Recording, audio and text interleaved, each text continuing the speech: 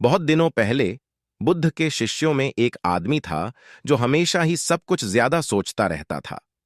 उसे हर समय किसी न किसी चीज पर चिंता रहती थी और इसके कारण उसका मानसिक स्वास्थ्य बहुत ही खराब था।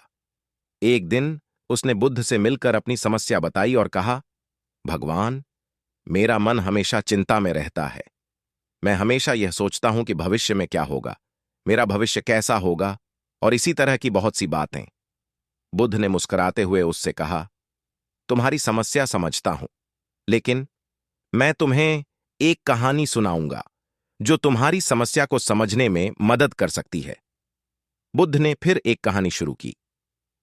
एक समय की बात है। एक युवक गांव में रहता था। उसका दोस्त उससे एक सवाल पूछता रहता था, तू क्यों इतनी चिंता में रहता है? क्या तूने कभी यह सोचा है कि यह चिंता तेरे जीवन को कैसे प्रभावित कर रही है? युवक ने उत्तर दिया, हां, मैं समझता हूं कि मैं बहुत ज्यादा सोचता हूं, लेकिन मैं कैसे रुकूं?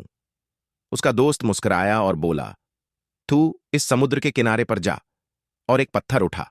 युवक ने कहा, ठीक है, और वह समुद्र के किनारे गया।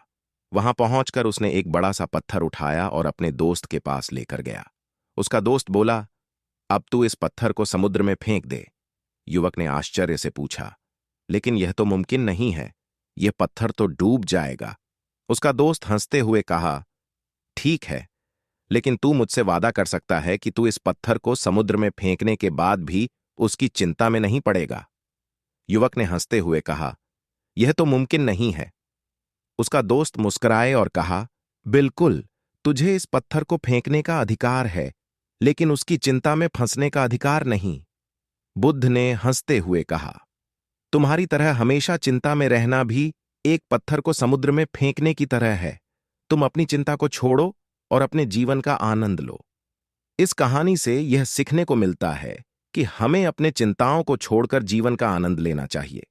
ज्यादा सोचने से हम अपने आत्मा को संजीवनी नहीं दे सकते, बल्कि हमें उसे छोड़कर आगे बढ़ना चाहिए।